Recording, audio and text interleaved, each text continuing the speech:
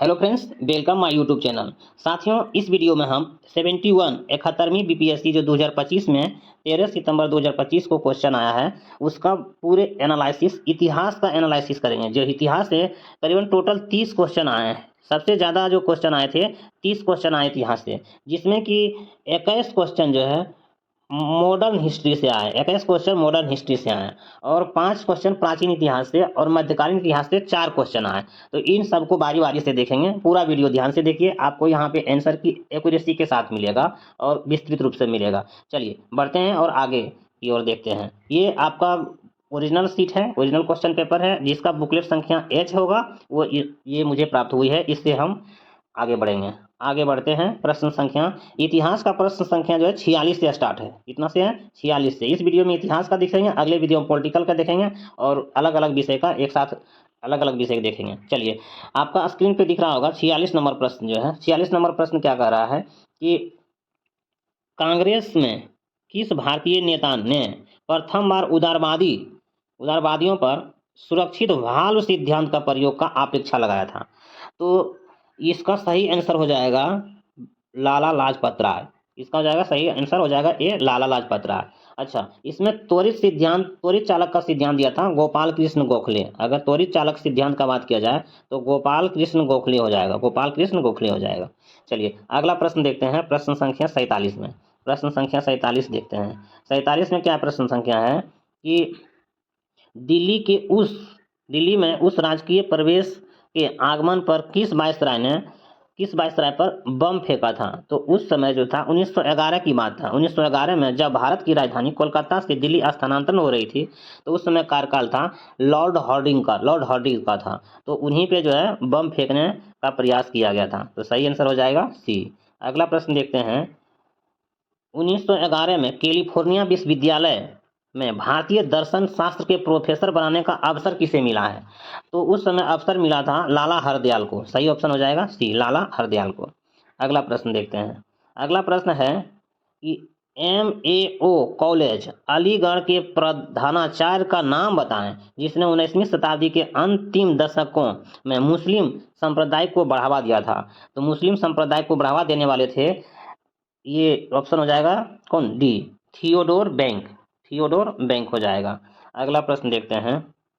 अगला प्रश्न है, द यंग इंडिया एक साप्ताहिक पत्रिका था, एक राष्ट्रीय पत्र है। इसको प्रारंभ किसने किया था? तो इसका प्रारंभ जो है द यंग इंडिया प्रारंभ किया था पत्रिका महात्मा गांधी। सही आंसर हो जाएगा ऑप्शन ए। अगला देखते हैं।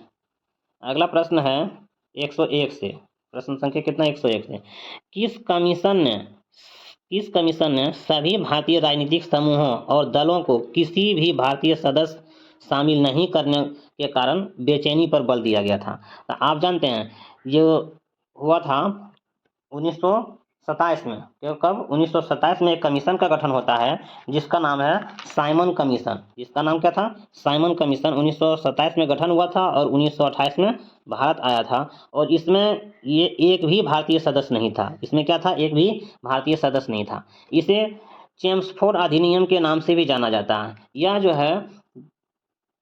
जो है जॉन साइमन की अध्यक्षता में गठित किया गया था। तो इसका सही आंसर हो जाएगा साइमन कमीशन। 1927 में गठित हुआ था, 1928 में भारत आया था और उसमें ये था कि एक भी भारतीय सदस्य नहीं था, इसलिए इन्हें भारतीयों के द्वारा बहिष्कार किया गया था। बिना वकील बिना दलील का कानून कहा गया था इन्हें। अगला प्रश्न है 102। कह रहा है कि किसने आज़ाद हिंद फौज का नेतृत्व संभाला और चलो दिल्ली का प्रसिद्ध लड़ाई का नारा दिया था? तो आप जानते हैं इसका सही आंसर हो जाएगा सुभाष चंद्र बोस। दिल्ली चलो का नारा किसने दिया था? सुभाष चंद्र बोस। ऑप्शन डी हो जाएगा। अगला प्रश्न देखते हैं। हम या तो भारत को स्वतंत्र कराएंगे या अभियान में मर जाएंगे, यह का नारा किसने दिया था? इसका तात्पर्य है करो या मरो का नारा है ना, करो या मरो, यही कहा गया है। तो करो या मरो का नारा किसने दिया था?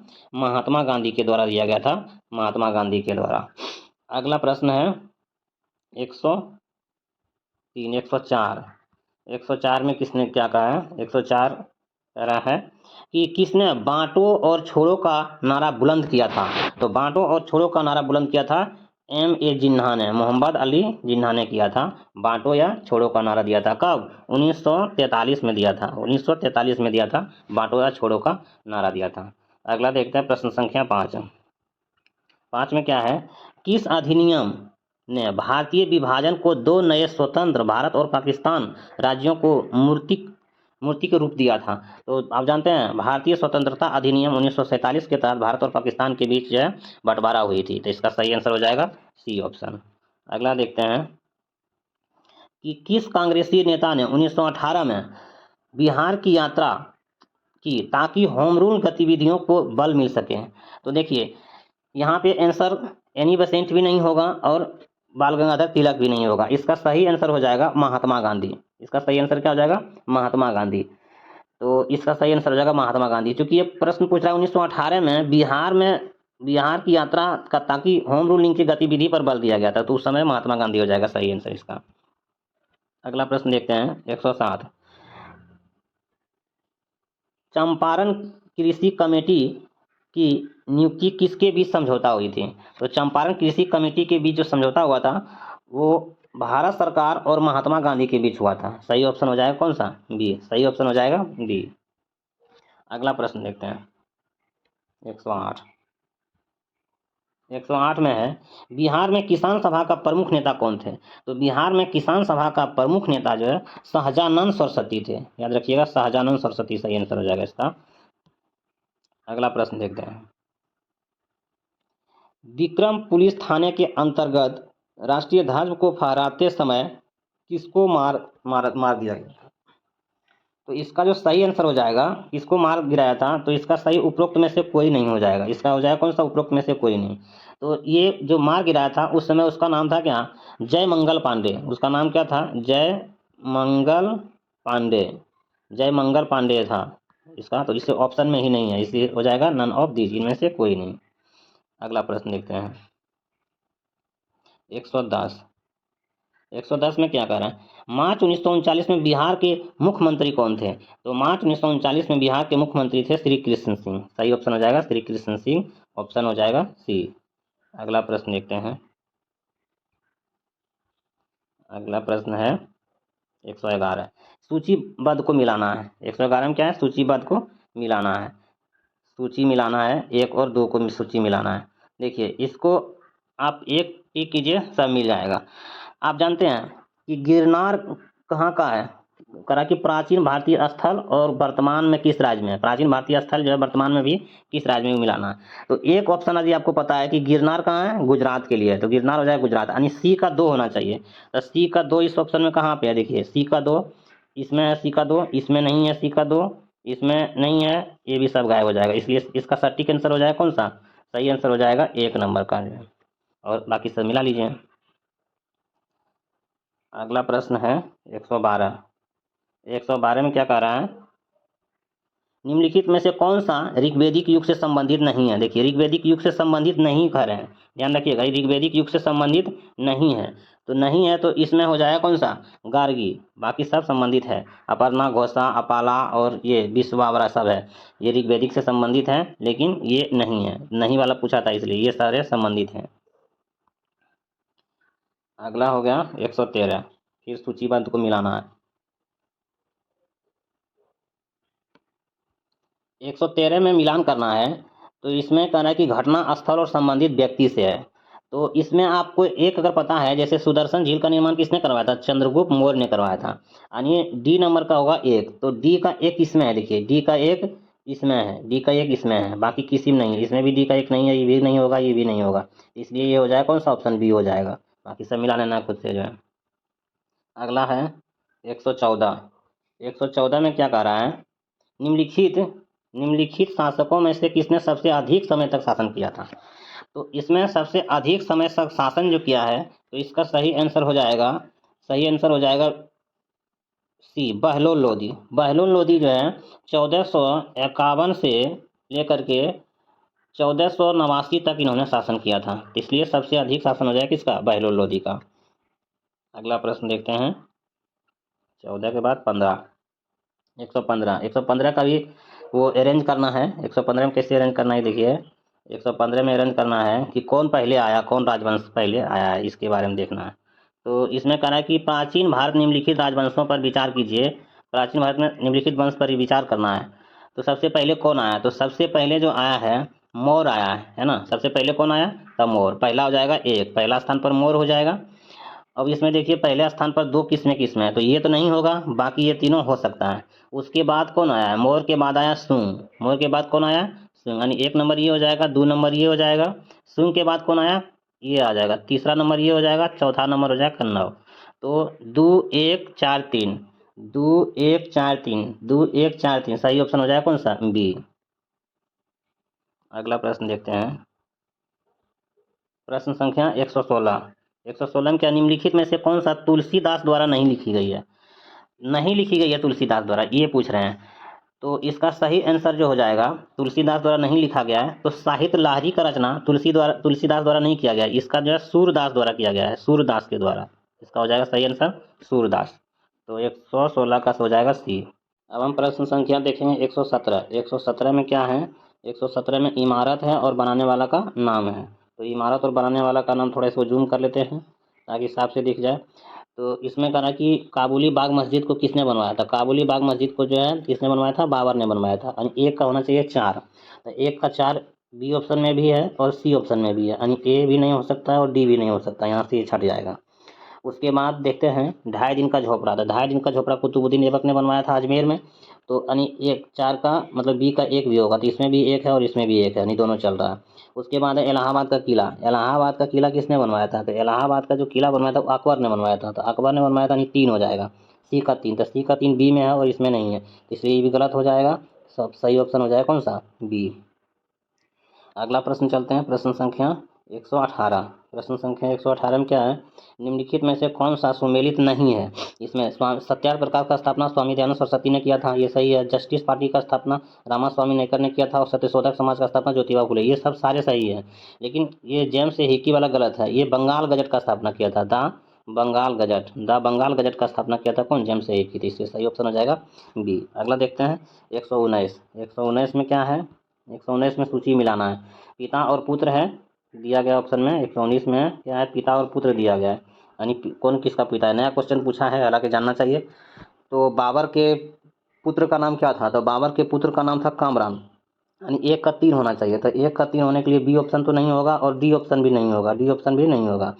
अगला सी देखते हैं, या तो सी होगा या तो ए होगा। तो अकबर के पुत्र का नाम क्या था, अकबर का पुत्र का नाम था, अकबर के पुत्र का नाम था सलीम, अकबर के पुत्र का नाम था सलीम। तो अकबर के पुत्र का नाम सलीम हो जाएगा, यानी बी का हो जाएगा एक। तो ये भी चल रहा है, यानी ये भी हो सकता है और ये भी हो सकता है, अभी नहीं छट रहा है। अगला देखते हैं शाहजहाँ। शाहजहाँ के पुत्र का नाम क्या था, शाहजहाँ के पुत्र का नाम था, शाहजहाँ के पुत्र का नाम था, शाहजहाँ के पुत्र का नाम मुराद था, तो शाहजहाँ के पुत्र का नाम मुराद, यानी हो जाएगा सी का 4।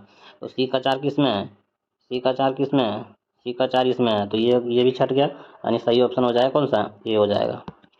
अगला प्रश्न देखते हैं, ये अच्छा प्रश्न है, कौन सा बौद्ध संगीति बिहार में आयोजित नहीं किया गया था, तो बौद्ध संगीति 4 जगह आयोजित किया गया था, जिसका टी क्या है, रा बे पा कू है ना, रावे पाकू, राजगीर, वैशाली, पाटलिपुत्रा, ये सब भी तीनों बिहार में। कुंडलवन जो है जम्मू कश्मीर में है, कुंडलवन क्या है, जम्मू कश्मीर में। तो चतुर्थ बौद्ध संगीति जो है सही आंसर आ जाएगा, चतुर्थ बौद्ध संगीति बिहार में नहीं है बल्कि जम्मू एंड कश्मीर में है, जम्मू एंड कश्मीर में है।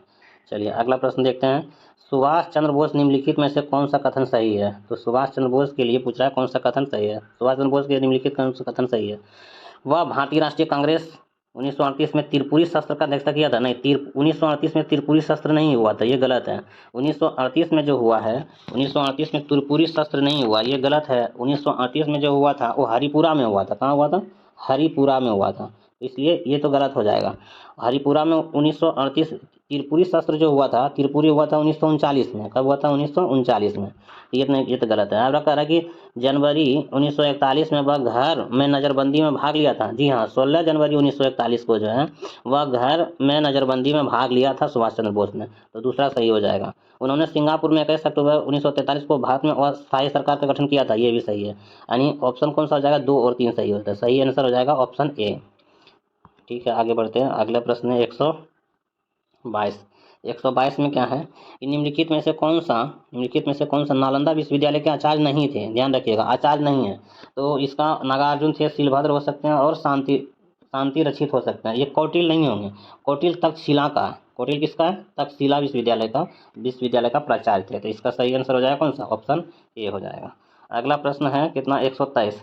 123 में क्या कर रहा है? 123 में कह रहा है कि आधुनिक इतिहास के बारे में निम्नलिखित घटनाओं क्रम को बताइए। अच्छा, कौन सा घटनाक्रम पहले हुआ था, कौन सा बाद में हुआ था, ये देखना है। तो पहला में कह रहा है कि राजा नंद कुमार का मृत्यु हुआ था। तो राजा नंद कुमार का मृत्यु जो हुआ था 1775 में हुआ था। 1775 में हुआ था। और सलवाई की संधि कब हुआ था? सलवाई की संधि हुआ था 1782 में हुआ था। और उसके बाद बंदीवास का युद्ध हुआ था 1760 में हुआ था। और टीपू सुल्तान का मृत्यु हुआ था कब? 1799 में हुआ था। तो आप इसको मिलाना है आपको। तो कौन सा पहले हो जाएगा? तो हो जाएगा पहला, सबसे पहले 60 वाला होगा। कौन सा होगा? 60 वाला, 60 नहीं, हाँ 60 वाला होगा। तो बंदीवास हो जाएगा पहला। तो पहला में यानी ये नहीं हो सकता है और ये नहीं हो सकता है। तो होगा कौन? या तो डी होगा या ए होगा। उसके बाद 60 के बाद कौन आ जाएगा? 60 के बाद आ जाएगा 75 यानी 1। तो सही आंसर हो जाएगा कौन सा? ए हो जाएगा। ये गलत हो जाएगा। तो पहले 3 होगा, 1 होगा, 2 होगा और 4 होगा। चलिए अगला प्रश्न देखते हैं। 124 में क्या कर रहा है? बिहार में निम्नलिखित पत्रों में सबसे पहले किसका प्रारंभ हुआ था? ये भी क्वेश्चन बहुत अच्छा क्वेश्चन पूछा है कि सबसे पहले किसका प्रारंभ हुआ था। तो सबसे पहले देखिए, ये जो बिहार बंधु का स्थापना हुआ था ये 1875 में हुआ था। ये हिंदी भाषा के लिए हुआ था। और इसका संस्थापक था केशव राम भट्ट। इसका केशव राम भट्ट था। इसका केशव राम भट्ट था। और ये जो था इंग्लिश के लिए था। ये किसके लिए था? अंग्रेजी के लिए था। और ये हुआ था 1875 में हुआ है। तो इसने पूछा कि सबसे पहले प्रकाशन किसने हुआ था? तो बिहार बंधु का स्थापना हुआ था सबसे पहले। ऑप्शन हो जाएगा, सही ऑप्शन हो जाएगा बी आपका। अगला प्रश्न 125 देखते हैं। 125 लास्ट प्रश्न है। लास्ट प्रश्न कह रहा है कि घटना और संगठित क्षेत्र संबंधित व्यक्ति का नाम बताना है। तो आपको ये बताना है कि कब घटना संबंधित और व्यक्ति का नाम हुआ था। 125 में क्या हो जाएगा? चंपारण सत्याग्रह। तो चंपारण सत्याग्रह जो हुआ था तो उस समय कौन था? चंपारण सत्याग्रह के समय था डॉक्टर राजेंद्र प्रसाद। इसको सही से पहले मिला लेते हैं। इसको थोड़ा जूम हटा देते हैं इसको। चंपारण सत्याग्रह, तो चंपारण सत्याग्रह के समय कौन था? डॉक्टर राजेंद्र प्रसाद। यानी 1 का हो जाएगा 4। तो 1 का 4 किस में है? 1 का 4 है आपका, ये तो नहीं होगा और ये भी नहीं होगा। या तो बी हो सकता है या सी हो सकता है। अगला है कौन सा? जयप्रकाश नारायण।